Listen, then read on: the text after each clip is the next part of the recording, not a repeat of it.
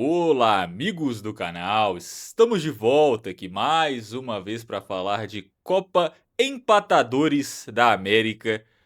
Acabou, pelo menos desta semana, os jogos de ida das oitavas de final da Libertadores. Tem ainda um jogo de ida na semana que vem, que não faz o menor sentido. É o jogo entre Tolima e Del Valle. Mas enfim, aqui para o nosso vídeo é irrelevante, porque nós vamos falar apenas dos times brasileiros, né não, Matheus? Exatamente, ou seja, nós vamos falar dos times que podem ganhar a Libertadores, porque ultimamente quem tá ganhando é só os brasileiros mesmo. Você não acha Os que o outros Tolima países pode ganhar a Libertadores, estão Matheus? sendo irrelevantes nessa competição. Eu boto mais fé no Coquimbo Bonito do que no Tolima, assim, sendo bem sincero. Coquimbo Bonito que empatou com o Platense, que também é um time que tem grandes chances de levantar a taça no final do ano. Vamos por ordem cronológica? Bora? Em Fluminense Independente Rivadavia, que foi na terça-feira. Aí, para quem não assistiu o vídeo, a gente falou no nosso vídeo de prévia, que a gente gravou na quarta de todos os outros jogos. Então, não estará presente neste jogo, porque a gente já passou por cima.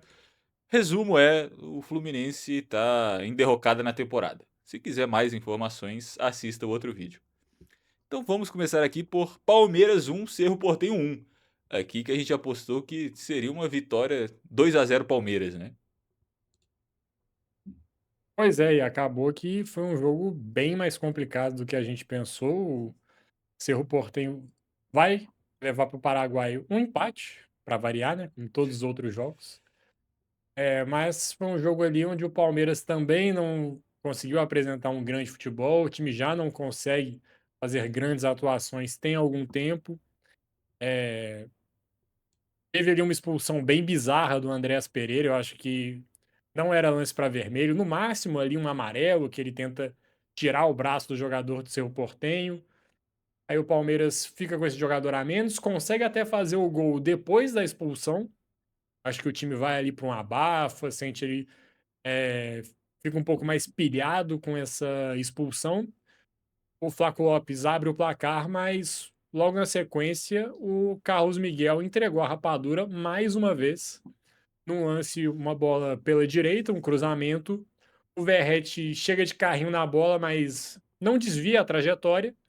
E o goleiro do Palmeiras não reage rápido, né? A bola tá vindo rasteira, ele demora para conseguir fazer o movimento. A bola pega no braço dele e vai para dentro do gol. Então, é uma falha grande do goleiro do Palmeiras, que está sendo reincidente, né? Já falhou no jogo contra o Atlético, teve outros momentos ali também que está gerando desconfiança. O Palmeiras acho que tem que lamentar muito esse empate contra o Cerro Porteño. São 3 jogos contra a equipe paraguaia até aqui na temporada e não ganhou nenhum. Exato, né? A gente destacou isso também no nosso vídeo anterior, que apesar da nossa aposta ser no Palmeiras, era um jogo complicado por causa desse histórico recente. E sobre o lance do Carlos Miguel, eu acho que é uma falha bem grave. E é pior porque é algo que já é reincidente, né, como você disse. As bolas rasteiras têm sido um problema para o Palmeiras há algum tempo. E recentemente nem só as rasteiras, né? Algumas bolas no ar também o Carlos Miguel não estava conseguindo pegar. Nesse chute, nesse cruzamento, né? Eu não acho nem que ele não conseguiu reagir. Eu acho que ele saiu errado na bola. Porque ele dá ao in que o Verratti vai conseguir encostar. Porque a bola passa reta e simplesmente vai debaixo do corpo dele. É um lugar ali que a bola não pode passar. O goleiro tem que, obviamente, fechar o chute do adversário, pensar nisso. Mas se a bola tá vindo reta para cima de você, você não pode simplesmente deixar ela passar por baixo do seu corpo. Então eu acho que a questão é que ele não conseguiu se abaixar ali, né, o seu tronco o suficiente para fazer essa defesa, o que volta para a discussão. Ele é um goleiro muito grande, faz defesas muito difíceis, consegue chegar nos cantos, mas quando a bola vai muito próximo ao chão, ele tem dificuldade para alcançar, tem dificuldade não só em questão de velocidade, de chegar rápido ao chão, como de chegar no geral. Ele não tem a elasticidade suficiente muitas vezes para defender essas bolas que vão nesse território. E aí eu acho que é uma limitação do goleiro, sabe? Ele tem já 27, 28 anos, não é um jovem. Acho que o Carlos Miguel é isso aí. Se ele fosse um goleiro de mais de 2 metros de altura, que defendia todas as bolas que vão nele, inclusive as rasteiras, ele seria o Courtois, não seria o Carlos Miguel. Exato. Eu vi até uma galera tentando passar um pano pro Carlos Miguel, falando que ele é um bom goleiro, tá falhando, nesses últimos jogos, mas ainda é jovem, ainda pode evoluir. Eu não acho ele tão jovem não, tá. Assim, óbvio que para o goleiro a idade ali, ele consegue postergar a carreira um pouco mais do que em outras posições, mas ele tá com 27, né. Não sei nem se faz 28 nesse ano ou se fez 27 nessa temporada. É assim, os 30 estão logo ali, né, então já deveria estar mais pronto, assim. Faz E 28 em outubro. e o Palmeiras, acho que ele assumiu uma condição de risco de dar confiança para o Carlos Miguel, porque mandou o Everton embora, confiando de que ele poderia ser esse goleiro na sucessão. O Everton que foi um goleiro histórico do Palmeiras nas últimas temporadas, e a verdade é que o torcedor do Palmeiras hoje sente saudade do Everton. Que não vinha bem, né. Vale destacar também, não é como se o Everton fosse o mesmo jogador que tinha disputado Copas do Mundo. Mas eu acho ainda que o Carlos Miguel é um bom goleiro, mas que tem uma falha, óbvia e grave que os times exploram cada vez mais contra o Palmeiras. Então é algo que ele vai ter, obviamente, que trabalhar, não é uma causa perdida, ele pode melhorar nesse quesito, mas eu não acho que em algum momento na carreira ele vai se tornar um grande jogador nesse tipo de lance. Eu acho que fisicamente ele não consegue alcançar a bola rasteira que está perto dele. O corpo dele impede ele de conseguir defender esse tipo de bola. Ele poderia, nesse lance, ter saído melhor. Eu acho que até não é tão simples, né? Não é uma jogada tão fácil. A questão que gera a crítica é porque não é a primeira, não é a segunda e não é a terceira nesse tipo de jogada que ele falha. Então, para mim, aqui é um erro de leitura dele, um erro de posicionamento e um erro de reação. Tá aí mais alguma coisa para falar sobre esse jogo ou podemos passar para o próximo confronto? Apesar do empate, continua achando 50-50. Lembrando que na fase de grupos eles empataram no Paraguai e o Cerro ganhou em São Paulo. Palmeiras ainda podia ter saído com a vitória mesmo com o jogador expulso, né? Faz o gol depois da expulsão e aí o Carlos Miguel faz o gol contra, né? Que foi assinalado como o gol contra dele. Então, ainda assim, eu acho que o Palmeiras tem plenas condições de passar. Para mim, aqui é 50-50. Também vejo o Palmeiras com condições de ganhar o jogo no Paraguai, mas tem que jogar mais futebol. Se jogar o que está jogando nesses últimos jogos, a chance de ser eliminado não é pequena. Com certeza. Próximo jogo e o grande jogo dessa fase, mais um empate. Cruzeiro 1, Flamengo 1. Também tivemos lance polêmico de expulsão. Nesse não tivemos falhas de goleiro, mas tivemos golaços. É isso aí, o Cruzeiro 1, Flamengo 1, um jogo ele um pouco mais estudado, disputado, mas ainda assim achei um bom jogo, tá? Achei que foi uma partida bem legal de se assistir. O Flamengo ali tentando ter um pouco mais a posse, e também ter um pouquinho mais de intensidade. A escalação do Flamengo acho que também já buscava essa ideia com o Plata, com o Emerson Royal, com o Bruno Henrique na frente, tentando dar um pouquinho mais de vitalidade e intensidade para o time do Flamengo. O Cruzeiro veio aquilo que já era esperado, com as ausências do Romero e do Fagner, foi com o William e com o Matheus Henrique. Destacar bom jogo do William, tá? Achei que ele foi um dos melhores em campo pelo lado do Cruzeiro. E o Matheus Henrique, eu achei que fez um jogo ok, mas ele poderia ter saído do jogo com 10 minutos de campo, né? Porque ele tem uma entrada forte ali numa disputa com o Bruno Henrique. Ele vai com a trava da chuteira ali um pouquinho acima do tornozelo, da altura ali do Bruno Henrique. O juiz deu amarelo, o VAR não chamou. Eu acho que é aquela entrada no limite. Eu entenderia se expulsasse. E entendo o torcedor do Flamengo ficar nervoso com a não expulsão do Matheus Henrique. Eu acho que ele deu muita sorte nesse lance. E era um cenário para já mudar completamente o cenário do confronto, né? Porque o Cruzeiro tem um jogador expulso com 10 minutos do primeiro jogo. O Flamengo ia ficar muito mais confortável para tentar agredir o Cruzeiro e poderia até ter saído do Mineirão com uma vitória. Seria o mais provável caso essa expulsão tivesse acontecido. Não aconteceu. O Cruzeiro ali tentava até atacar o Flamengo, mas não conseguia acertar o gol, né, não botou o Rossi para trabalhar. Acabou que a única finalização do Cruzeiro mesmo foi o gol do Arroio, já no segundo tempo. E que golaço, hein, assim, o Arroio dá um come no Samulino e manda a bola no ângulo, na única chance ali, o que ele tinha de fazer o gol, ele acerta um chute perfeito, golaço do camisa 99 da Raposa. É o Arroio que costuma aparecer em jogos de mata-mata, né. Na Copa do Brasil ano passado já tinha ido muito bem e começa essa Libertadores com o pé direito. Concordo quanto ao lance do Matheus Henrique. A sorte é que ele meio que tira o pé no final, então não pega em cheio a canela do Bruno Henrique, vai mais de raspão, mas também, se tivesse sido expulso, não acho que seria nenhum absurdo, assim como eu acho que o amarelo foi no limite. Ao mesmo tempo que o gol do Flamengo sai numa falta que a torcida do Cruzeiro defende que não aconteceu.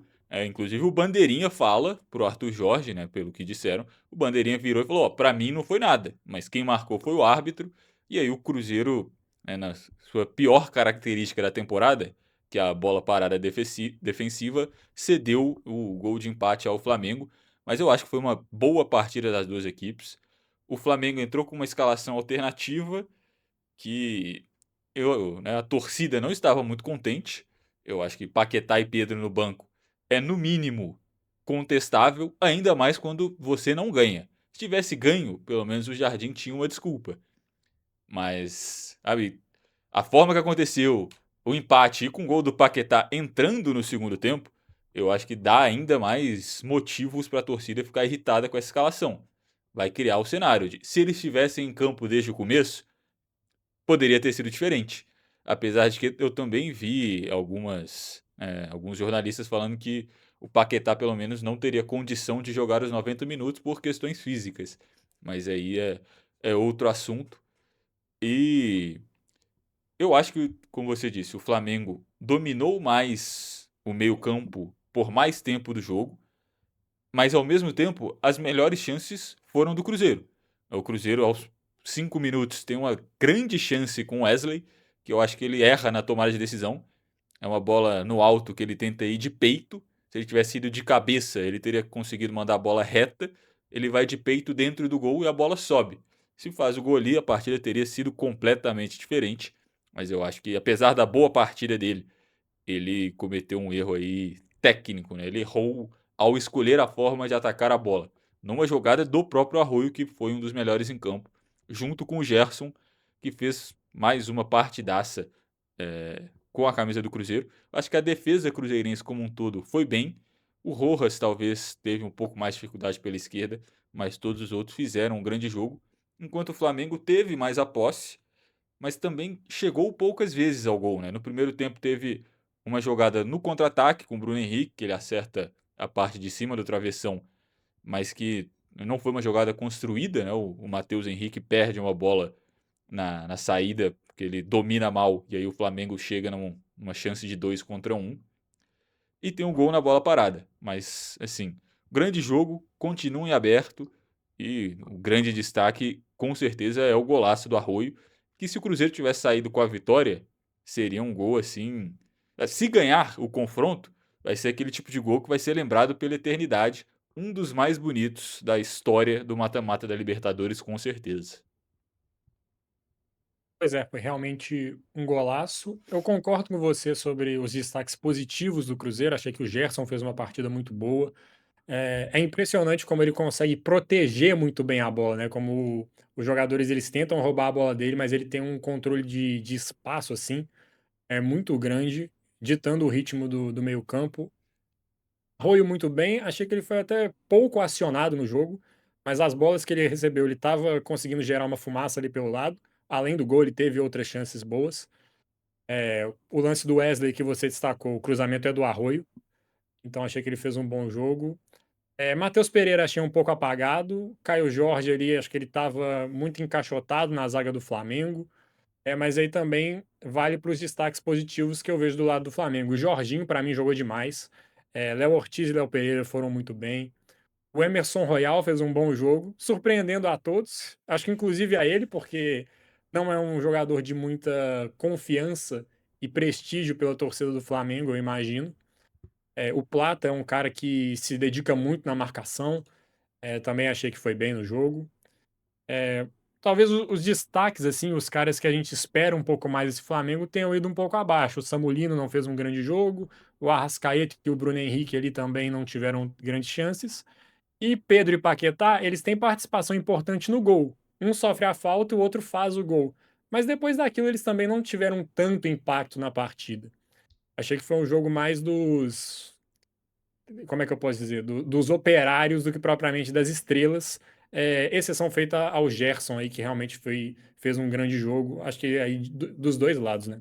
Eu diria que foi um jogo dos defensores. Eu acho que as duas defesas se sobressaíram aos dois ataques nesse jogo. Por isso que não tivemos tantas grandes chances, mas ainda assim foi uma boa partida. Não foi um empate 1-1 chato. Foi dois times tentando criar, conquistando algumas oportunidades, mas os dois também conseguiram se defender muito bem das principais ameaças do adversário. Podemos passar para o próximo jogo? Eu acho que para esse confronto o Flamengo é um pouco favorito, porque o Flamengo precisar de uma vitória simples para se classificar no Maracanã, ele será favorito contra qualquer time da América do Sul. Mas não vejo como o grande favorito. Eu acho que é um 55-45, no máximo um 60-40. Porque esse time do Cruzeiro é muito bom e costuma fazer boas atuações fora de casa também. O Cruzeiro é um time que não é daquela característica muito forte em casa, mas quando tem que sair de Belo Horizonte, costuma sofrer. Eu acho que o Cruzeiro tem total condição de ir no Maracanã e conseguir a classificação. Mas talvez precise um pouco mais do Matheus Pereira, do Gerson fazer esse grande jogo mais uma vez. Vai ter a volta do Romero, que eu acho que vai ser fundamental se o Cruzeiro quiser conseguir essa classificação. Passa por também um grande jogo do Romero. Então, acho que fica por isso. Flamengo favorito, porque conseguiu ir ao Mineirão e não perder. Agora vai decidir em casa.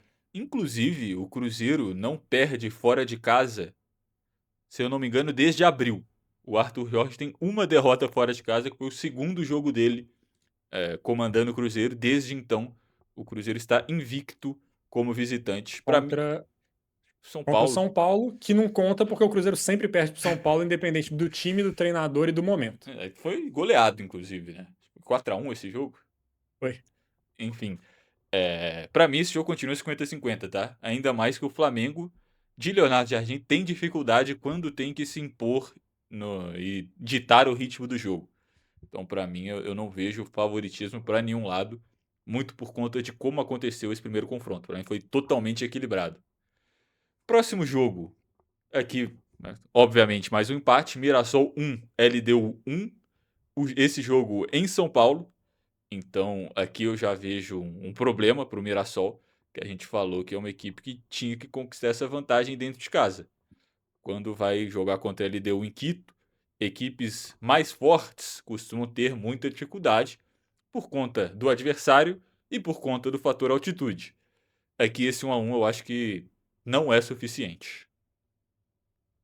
Acho que complicou um pouco pro Mirassol. Tava até ganhando o jogo, até a reta final ali. O gol da LDU de empate sai próximo ali dos 40 do segundo tempo. E acho que o Mirassol tem que lamentar bastante esse empate jogando em casa. Se leva 1-0 pro Equador, ainda acho que seria difícil, mas daria até para conseguir sustentar. Um empate, jogo na altitude, a LDU já é uma equipe mais acostumada ali, esse clima de Libertadores.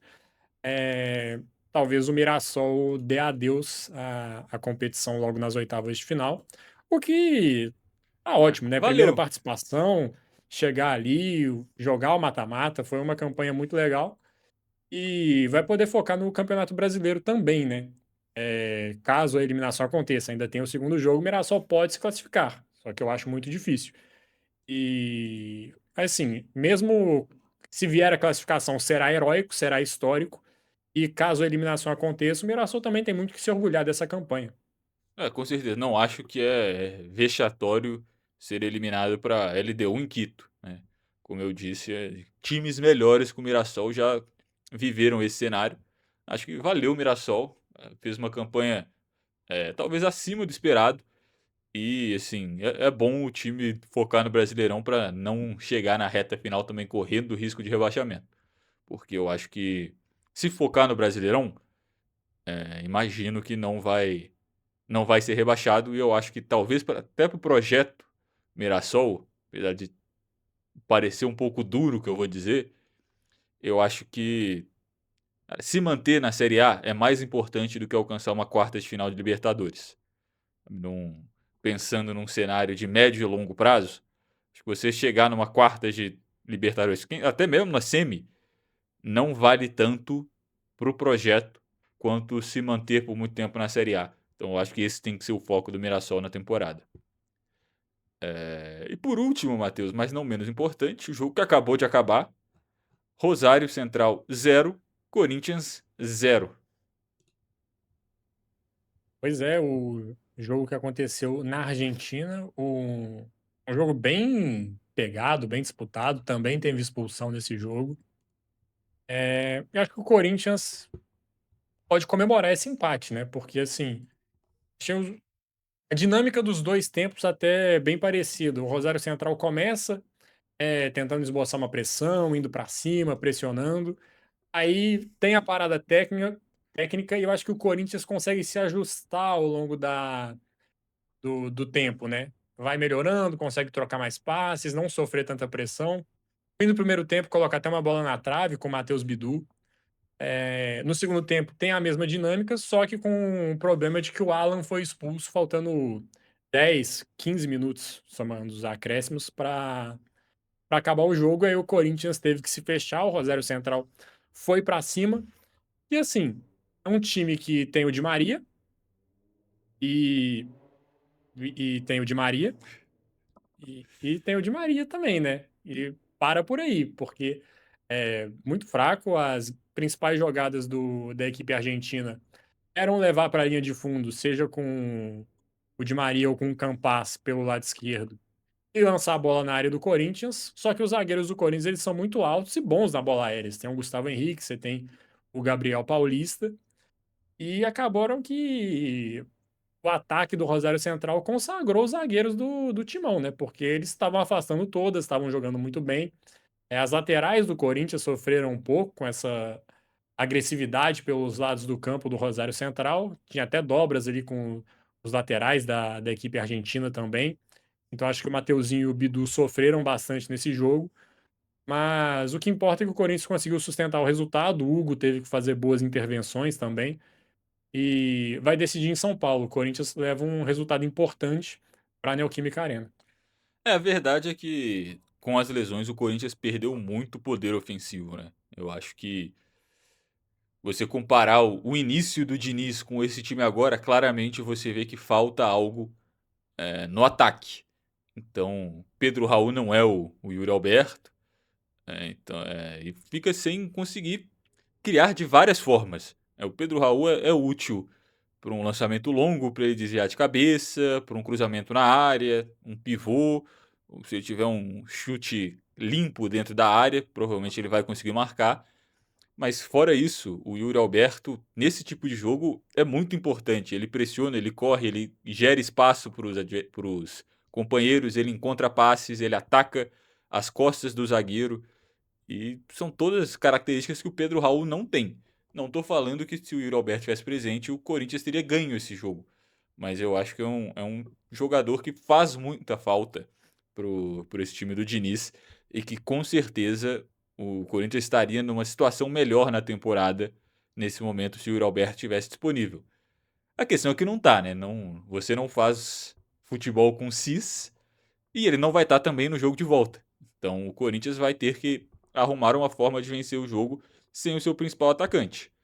Agora a questão é que o jogo é em Itaquera, vai ter a torcida para pressionar. Isso também é uma coisa que a gente falou no nosso jogo de prévia, no nosso vídeo de prévia.